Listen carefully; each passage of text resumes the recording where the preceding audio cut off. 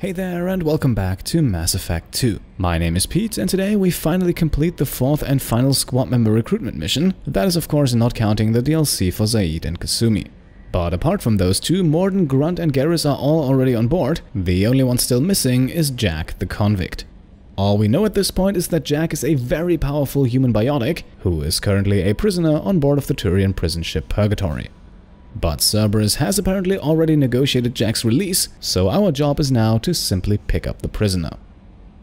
Now, before we jump into the galaxy map, also one more quick note. I have read all of your comments on the last episode and I have decided to stop probing planets for the moment. Continuing to do so would only be a waste of time and money, simply because we have more than enough minerals already. However, we are going to have a quick look at all the remaining planets in this system, simply because I cannot let that 14% in the top left corner stand. So up first we have Antiqutra, and if you're low on iridium, this planet riddled with asteroid craters might be worth probing. Besides that though, there is not much interesting about it, so let's move on to Alingen or Allingen, I have no idea how to pronounce this. This planet is known to mess with scanners because of its magnetically active core and crust, and it is also another rich planet that could be a lucrative mining target. Up next then we have Tunfigel, I don't know, it kinda sounds like a Pokemon to me, and the planet's description already mentions it as a lucrative mining spot, and that it is with rich deposits of platinum, palladium and iridium. Moving on, we then have Quarum, another rich planet and another iridium hotspot, very hot due to the close proximity to the system's sun, but still worth a stop if you're short on some minerals. Our second to last planet in this system then is the gas giant Nephros, but this windy giant only offers a moderate yield of minerals, so probing wise it can safely be skipped. And that leaves us only with the White Knight Wenrum. This extremely cold planet is still rich in minerals, especially palladium can be found in high amounts, so if you're missing some, this right here would be a good spot. And with that, the system is now 100% explored and we have not fired a single probe yet. And this is how we're going to do it for the rest of the playthrough, I think. There will be the occasional planet where we want to send down a probe or two, but for the most part we'll likely just pay a quick visit and then move on. And moving on is a good point because we can now return to the Osun system, as that is where the prison ship Purgatory is waiting for us. The prison ship is run by our old friends the Blue Suns, and from this brief description alone we can already guess that they're running the Purgatory with ruthless efficiency. Nonetheless, let us dock and bring Jack on board. And for this mission we're going with both of our loyal squad members Zaid and Kasumi. If you don't have access to them, the combination of Miranda and Grunt also works well. My recommendation would only be to have at least one squad member who can use Overload. Power-wise, we will still not upgrade Shepard yet. The next level up will allow us to max out Adrenaline Rush, and that is what I'm going for. Meanwhile, with Kasumi, we once again have no other choice but to wait until we have more squad points to spend, so the only one we can make a bit stronger at this point is Zaid. And we are going with the second rank of his loyalty power, the Inferno Grenade, not necessarily the most damaging power, but very useful to keep multiple enemies occupied. Weapon-wise, things remain unchanged. Yes, we are bringing the cane with us. You don't have to use it on this mission, but having a mini nuke available is always a very solid plan B.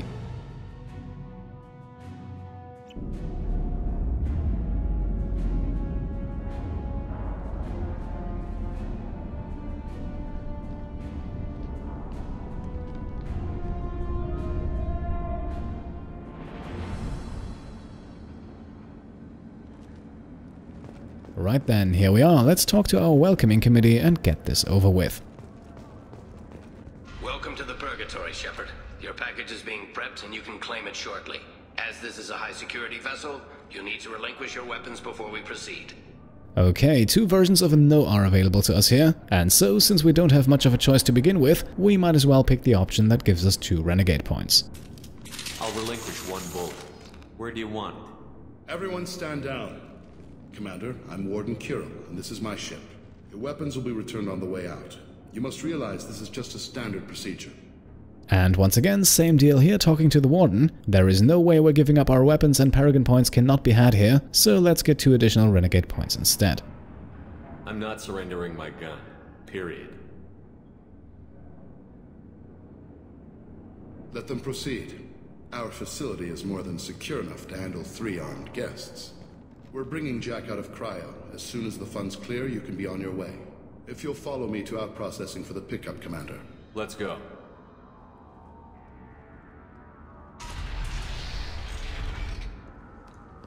Cell Block 2. As you can see, we keep tight control over the population.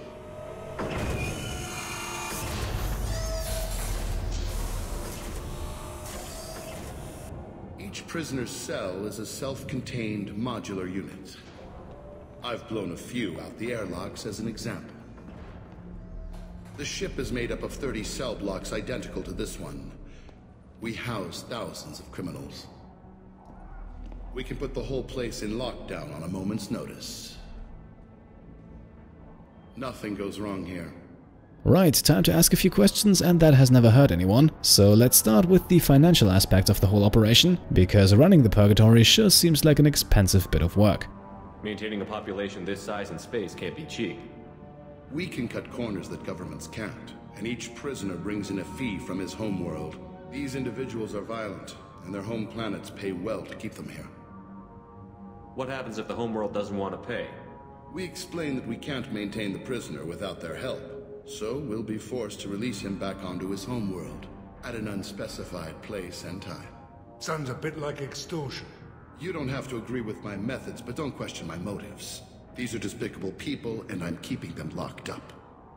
Well, it looks like the Warden here has firmly put his ends above his means, and since those types of people can be dangerous, it might be worth learning a bit more about him. How'd you end up running this ship? I was in law enforcement on Palaven, and got sick of seeing criminals escape out into the galaxy to carry on with their crimes. Bounty hunters aren't dependable. You're not hiring the right ones. Eventually I hit upon this idea. Keep the criminals in space, and the galaxy is a safer place. You do this because you think it's necessary? Every day I see the worst sapient life has to offer. Governments are soft, unwilling to make the hard choices. Someone had to stand up and make the galaxy safe. Certainly an interesting self-perception that we are not going to comment on any further. Instead, let's get down to business now. After all, we have a convict to pick up who we quite literally don't know jack about. Can you tell me about Jack? Cerberus hasn't told you? Jack is the meanest handful of violence and hate I've ever encountered. Dangerous, crazy, and very powerful. You'll see soon enough. Well, considering who we already have on board, that sounds exactly like the type of person who would fit right in with us. So let's end the conversation right here and get moving. Let's get on with this. Bet it'd be hell trying to escape from this place. We're in space. They have nowhere to go, and they know it. But still, we exercise extreme caution. These are dangerous individuals. We have many ways to control the population. I'm going to confirm that the funds from Cerberus cleared. Out-processing is straight down this hallway. Just keep going past the interrogation rooms and the Supermax wing. I'll catch up with you later, Shepard. Alright, those first conversations gave us 4 renegade points and another codex entry, and before we now make our way over to out-processing, we can have a few more short conversations. Torture. These are some sick freaks.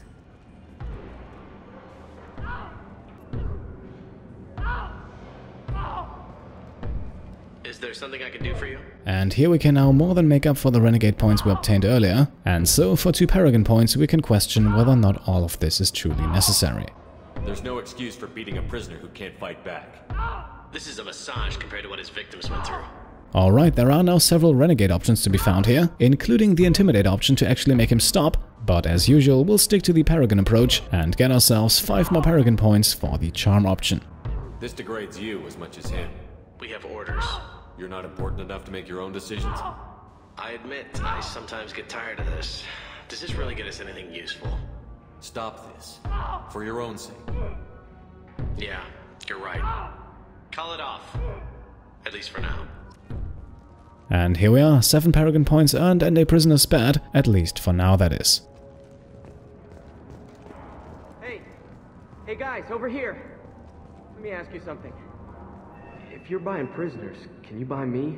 Man, I don't care where you take me or what you do to me. It's gotta be better than this. Don't get your hopes up, kid. We're here for Jack. Jack? Forget what I just said. I don't want to go nowhere with you. Okay, interesting reaction to the name Jack. Probably worth digging a bit deeper here. Tell me more about Jack. The worst trouble you ever saw. Mixed with some crazy and way too much biotic power. That's all I'm saying. Well, that goes in a very similar direction to what we already know. Still, sounds like Jack already has a bit of a reputation. Why are they interrogating that prisoner? You know something? Nah, that's Bimmy. He don't know nothing. He offed someone in the showers yesterday, I think. Guy he killed was worth a lot to the Warden. Yeah, sucks to be Bimmy right now. They're going at it pretty hard. Do they ever kill prisoners by accident? Haven't heard of anyone dying. Warden can't make money off us if we're dead. Funny thing, though. The more a guard does it, the meaner he gets. So they rotate him through. Now, earlier he also mentioned that prisoners can be bought, and we are here to do the very same thing, but normally that is not really how prisons work. I thought this ship was a prison, not a market. Sometimes people buy cons so they can do some punishing of their own, if you understand. Warden sells this to whoever can pay enough. Okay then, time to ask what life is like on the Purgatory, although judging from the few things we have seen so far, the answer is likely not going to be a good one. What's it like here? Bad. And you gotta watch out. Damn, but someone's always after your stuff. Your smokes, clothes, your pride. I haven't taken a shower in 3 months. And apart from that, we might as well also learn what other crimes he has committed. After all, the Purgatory does house some of the most dangerous criminals in the galaxy. So, what are you in for?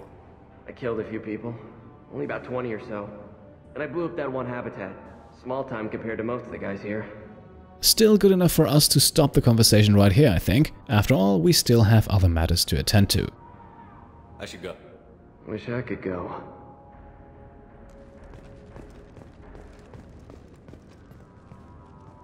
I hear the screaming in my head. It's nice, yeah. Okay, doesn't sound like this is going to be a delightful conversation, so let's just move on. Through the door and straight ahead, that is where our processing is. But let's take a quick ride first and get ourselves one more line of dialogue.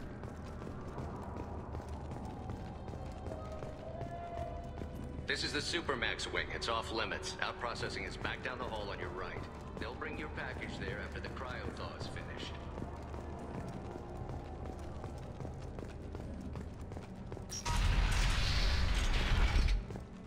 Out processing's through the door on the far side of the room.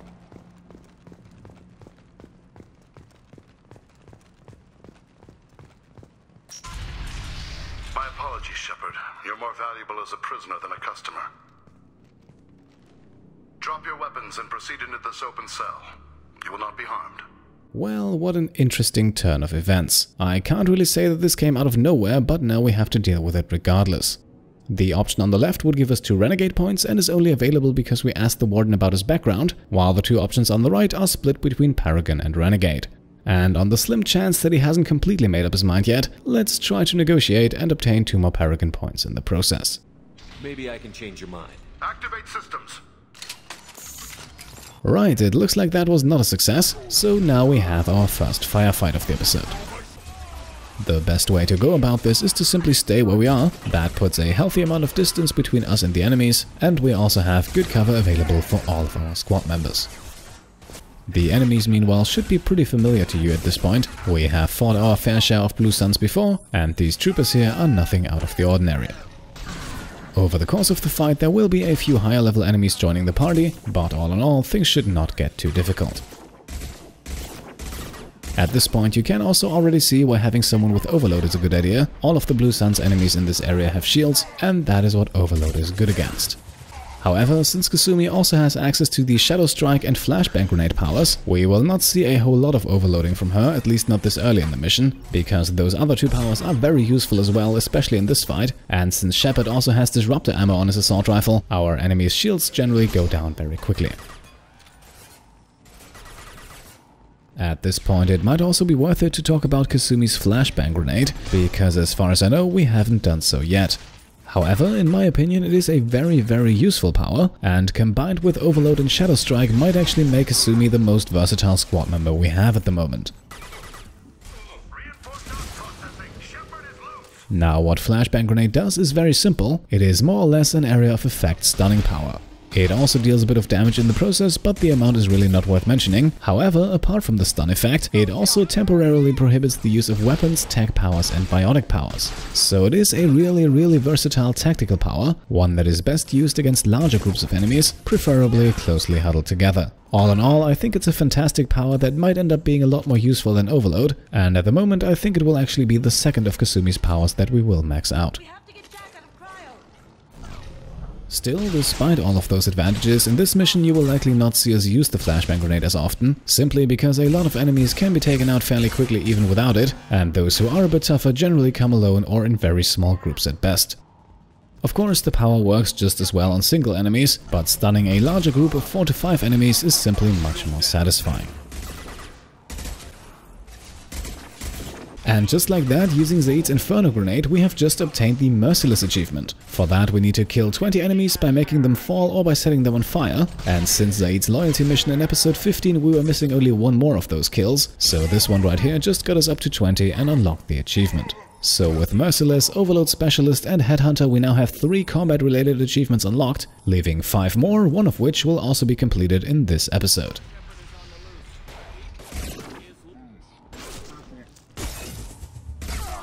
Using the punch and shoot combo on the technician here also gets us one step closer towards the Brawler achievement, for which we now have 8 of the required 20 kills. Before we then proceed, we can loot the medical station as well as the Element Zero container, and now it's time to do what we came here to do. I'm guessing that hacking that control will open all the cell doors at once. It's the only way to get Jack out of there. I'm doing it. Be ready.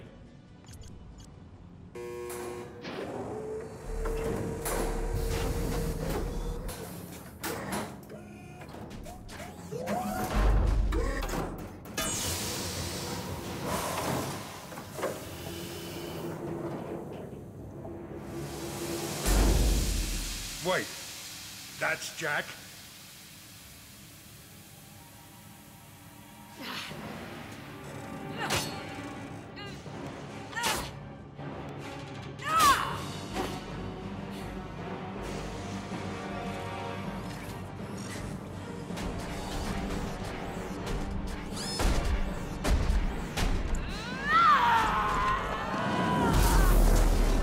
They're going to kill her. Let's move. Warning. Warning. Heavy fighting up ahead. That girl's in danger.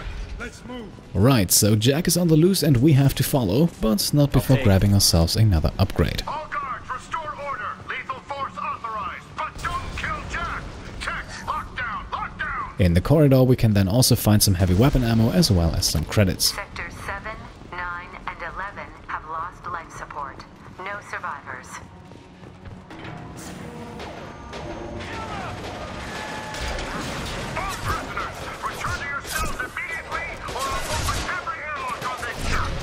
Right, we have now entered the chaos that has broken out on the Purgatory. Besides Jack, several other inmates are apparently also on the loose, and they are already exchanging shots with the guards.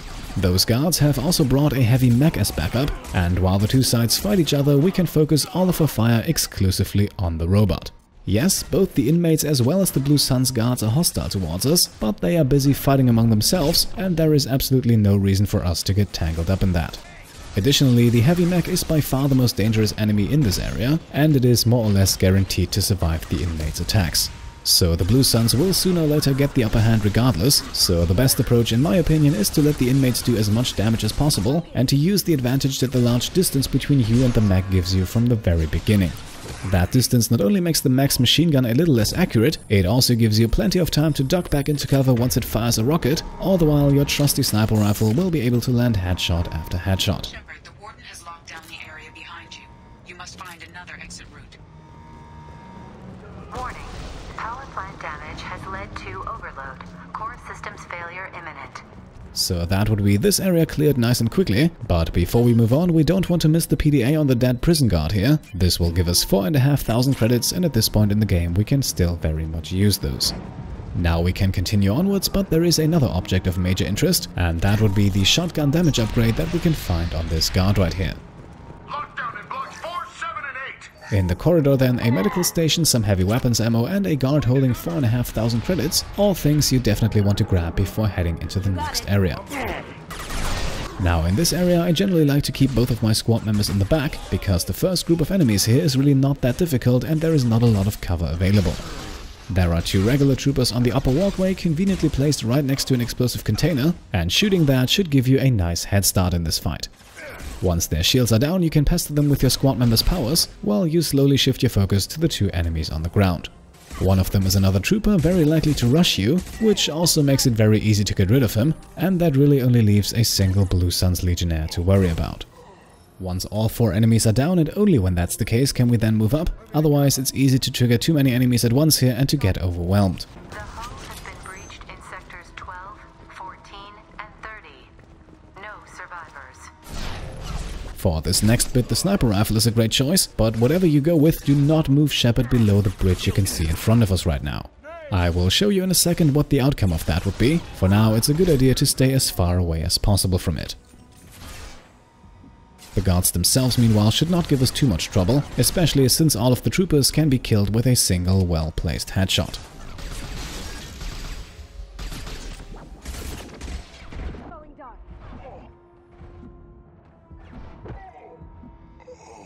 Once the group is down, we will then continue to avoid the bridge, and instead we'll move our squad over to the right side. There is a convenient opening between the 2 containers here, which we can use as cover, while Shepard himself unfortunately has to stay out of cover for the moment. Moving Shepard to one of the 2 spots that Kasumi and Zaid are currently occupying would have the same effect as moving him under the bridge, and again it's a good idea to delay that as long as possible. Instead, the enemies in the area now slowly trickle into our line of fire, and we have plenty of sniper rifle ammunition available, which allows us to pick them off one after another. This is admittedly not the most spectacular approach, but it keeps you and your squad in relative safety, and especially on Insanity difficulty, that is all that counts. Now at this point I think I can also reveal what would happen if we moved across that magical line. Going through that opening in between the boxes or below the bridge, that would trigger another heavy mech. That in itself is of course nothing extraordinary, and we have defeated heavy mechs before, even with other enemies backing them up. However, in this mission, the sheer number of enemies in the back area would become a problem very quickly, because all of those enemies we're currently sniping away at, all of those would be attacking us as well. So you might now be thinking, well, you have thinned out the group quite a bit there, Pete. Don't you think you can advance now? Yes, I do, but as I mentioned earlier, it's always great to have a reliable plan B, and at this exact moment that plan B is called the M920 Kane. Now the mech isn't down yet, but with shields and armor disabled that's just a matter of seconds. However, the last remaining Blue Suns have been killed instantly, thus unlocking the Master at Arms achievement. Now we might have already unlocked this in the last episode in the cargo depot, but I'm not quite sure if mechs actually count towards the achievement, so with this explosion right here we should be on the safe side. Find Jack! Full alert! Find Jack!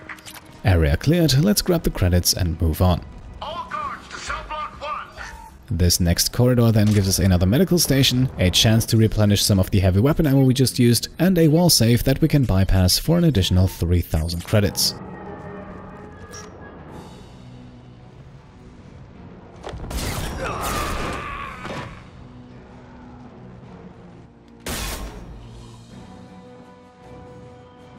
You're valuable, Shepard. I could have sold you and lived like a king. But you're too much trouble. At least I can recapture Jack. Not happening. You're a 2-bit slave trader, and I don't have time for it. I do the hard things civil governments are unwilling to. This is for the good of the galaxy.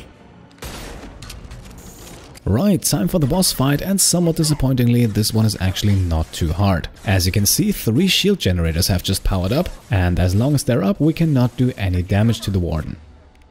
However, they can also be taken down instantly with one of our squad members' powers, such as Overload or Concussive Shot. And that is exactly what we'll focus all of our attention on now. We will have our 2 squad members hold their positions, while Shepard runs around and quickly disables all 3 generators. The very convenient thing about this fight is that it immediately ends once the Warden is dead, and we can use that to our advantage by simply ignoring everyone but the Warden. We actually have to wait a moment to let this next group of enemies pass here, otherwise we would arrive before they have taken positions and they would be able to gun us down without much trouble. However, with only a bit of patience we can also destroy the 3rd generator, and now the protective shield is removed and the Warden can be damaged. Conveniently enough, we have also secured ourselves the perfect spot to do that, with a fully loaded sniper rifle in hand and a clear line of fire. And this is really as straightforward as it sounds. On his small elevated position, the Warden will not move around much, and the rest of the enemies here also don't come up to flank us, so we can fire shot after shot until the Warden eventually goes down.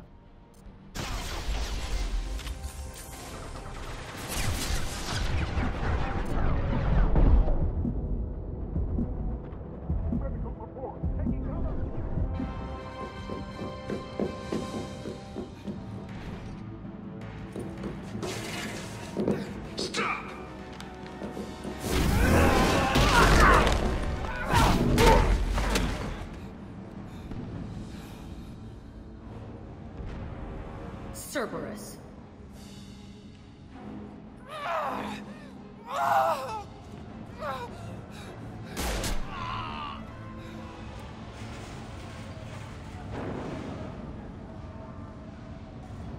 What the hell do you want?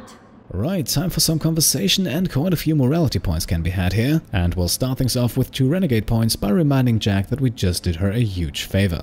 I just saved your ass. He was already dead. He just didn't know it. Now, what the hell do you want? Now, both of these options would give us a mixture of Paragon and Renegade points. However, the one at the top is straight up the better one, as it gives 2 Paragon points more than the one below it, without giving up any Renegade points in return. You're in a bad situation and I'm gonna get you out of here. Shit, you sound like a pussy. I'm not going anywhere with you. You're Cerberus. The so what option here gives us a bit of an explanation as to why Jack apparently regards Cerberus as the enemy, although looking at Cerberus' history, I can think of plenty of reasons. Why does it matter if I'm with Cerberus? They've been on my ass for years. Anytime I get free, they put a huge bounty on me. That's why Warden Kuril figured he'd struck gold when he caught me.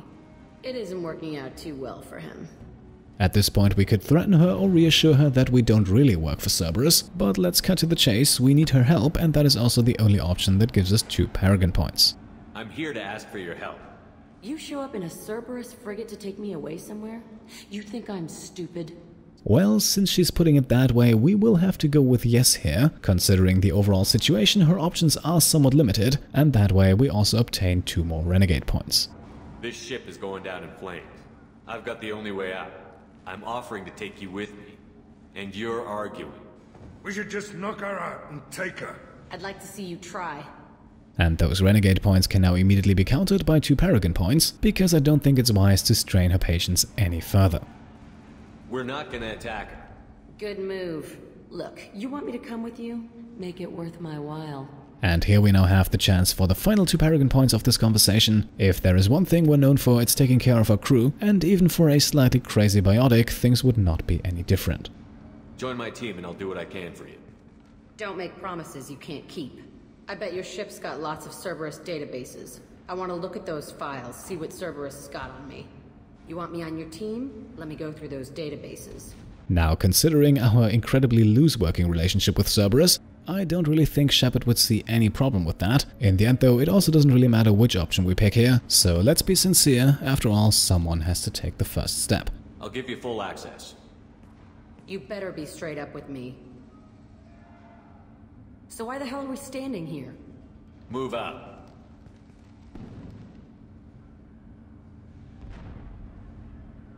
And that's it, we unlock the Convict achievement and complete this mission.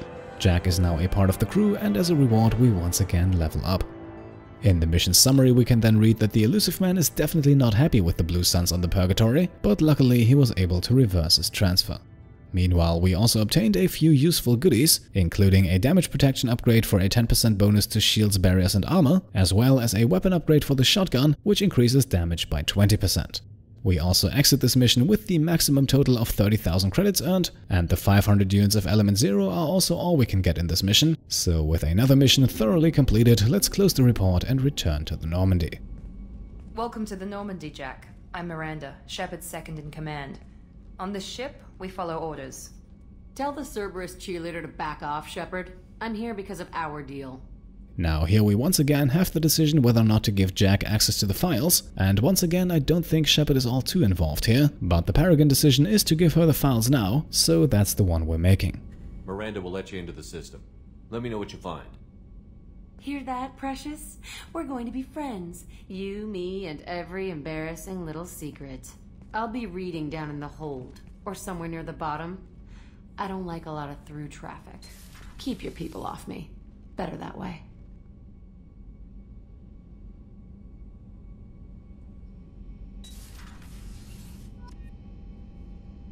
And so here we are with another mission technically completed, but we still have a few things left to do in this episode.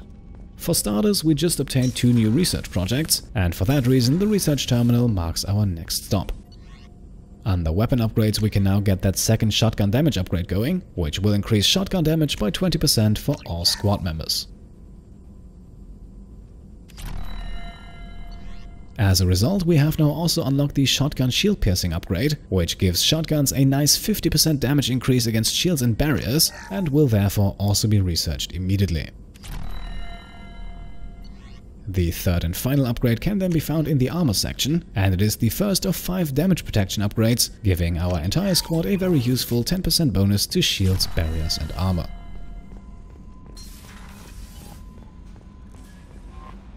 The elusive man wishes to speak to you in the debriefing room, Commander. Right, and we haven't heard from him in a while, so that should be an interesting conversation. However, for now we also have 2 new messages that we can get a quick laugh out of. The first one here comes from Citadel shop owner Morlan, a Solarian merchant that we bought a few items from in Mass Effect 1, however I think this message safely classifies as spam. Morlan is advertising certain enlargement products, but honestly I think we will find better ways to spend our hard-earned credits on. The second message then is arguably even more disturbing, as it comes from Han Olar, a Volus that we met on Peak 15 back on Noveria. When we talked to him, Olar was already heavily traumatized. Now it seems like he's getting therapy, and it also appears he's caught wind of Shepard being back among the living. And he writes us this message as part of his therapy to thank us for rescuing him. However, near the end his words become more and more convoluted, with the Volus questioning whether or not he himself is actually still alive. Now, if you want to, you can of course pause here and give the whole thing a full read, but we will move on now because we have a few more conversations to get through. And I think you can already imagine who that first conversation will be with. Of course, it will be with Jack, the latest addition to our crew.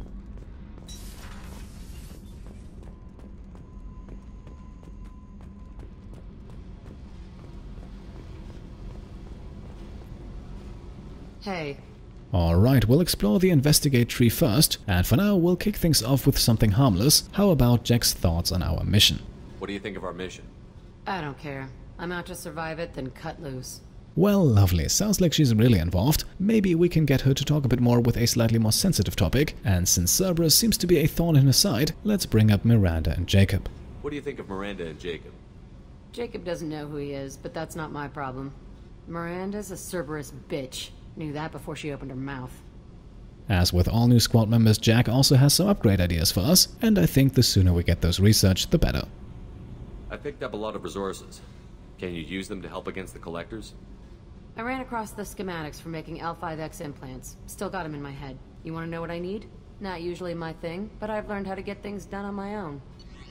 The upgrade can be found under prototypes, and it is a biotic boost for Jack, giving her a 20% damage increase to her biotic powers, something that should definitely come in handy. However, our conversation with her is not done yet.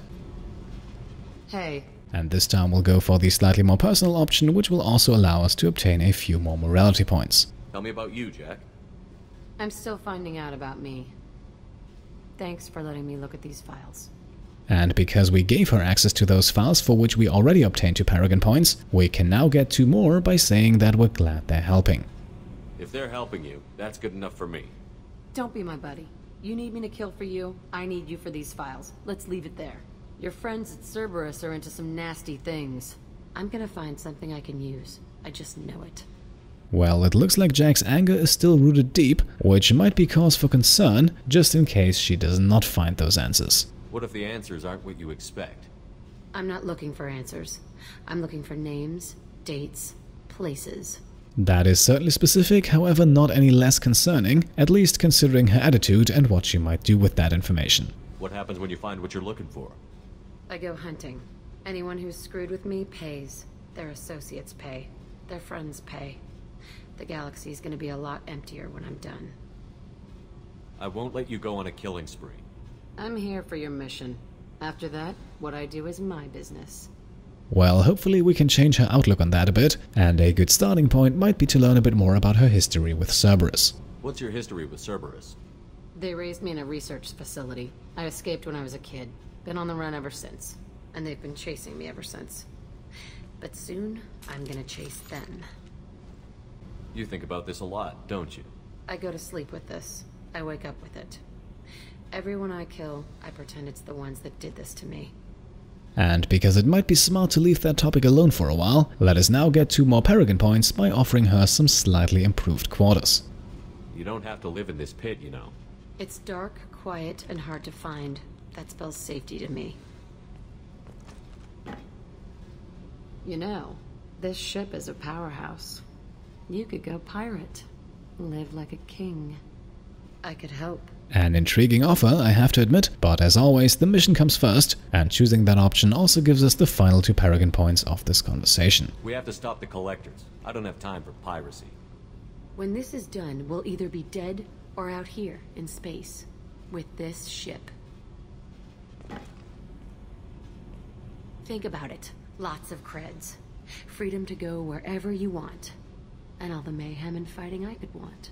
And yes, I think it's safe to say that killing is certainly not a problem for Jack. However, the outright enjoyment she gets out of it might come back to haunt us later. What is it about killing that fascinates you so much?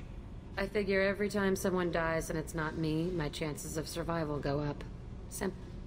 Well, putting it that way, it certainly is. In any case, this now marks the end of our first conversation with Jack, but don't worry, we'll hear more from her in due time. I should go. Yep.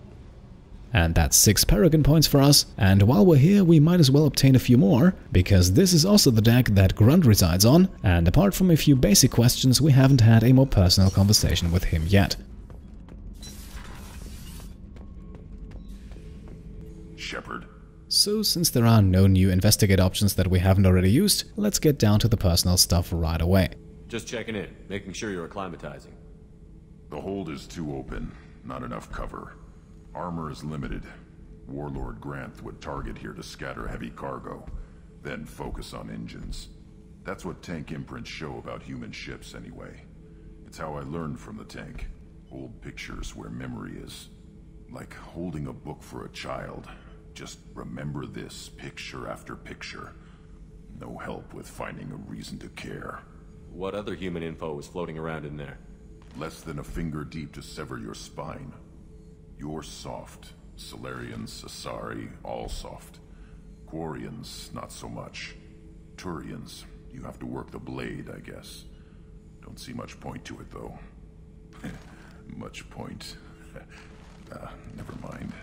Alright, and this is the first of only 2 real dialogue choices we have in this conversation, and it is certainly interesting that despite learning a lot about the Krogan in the tank, Grunt was never really able to build that emotional connection to his species, and pointing that out is the way towards 2 more Paragon points here. Something must move you. You're as genetically Krogan as you can get. I see suffering, the dead, and I think weak. I'm supposed to be strong. My guts were grown from thousands more worthy. The dead were weak. If they were strong, I wouldn't be needed. I don't know why Okeer started teaching. When he turned on the tank the first time, I screamed. Weak. Pitiful. An additional 2 Paragon points can now be had for saying a few motivating words. After all, considering the creation process, simply being still alive should already be somewhat of an achievement for Grunt. So you started small, but you became what you are. Not everyone gets that chance. I'm built for strength, but didn't earn it. I just am. Those dead were strong enough to try, even if they lost. The perfect Krogan, ignoring what made me. No strength in that. I'll take another look at what happened to the Krogan. Find a reason to care about it. Alright, as always, conversations with the Krogan remain fairly short, but we get 4 more Paragon points out of it and have now finally reached the end of the episode. While we're now making our way up to the captain's cabin to feed the fish, we can already prepare for what's next, and regarding that next mission we now don't really have much of a choice. Once you recruit all 4 squad members, not counting DLC, the game kind of locks you in, and so our next mission has already been decided for us. However, that next mission is going to be a fairly interesting one, as it will see us come toe-to-toe with some brand new types of enemies, and it will also give us quite a bit more of the game's main storyline to chew on. For today though, we will make the cut right here. Jack has successfully been recruited and we are already in the briefing room, so in the next episode we'll see what the elusive man has to say. In the meantime, as always, if you enjoyed the episode, then I would be happy if you could leave a thumbs up, and if you want to support the channel further, then you can of course either subscribe to stay up to date, or you can check out and maybe pledge to the Pete Complete Patreon. Thank you all for watching, and I'll see you next time. Cheers.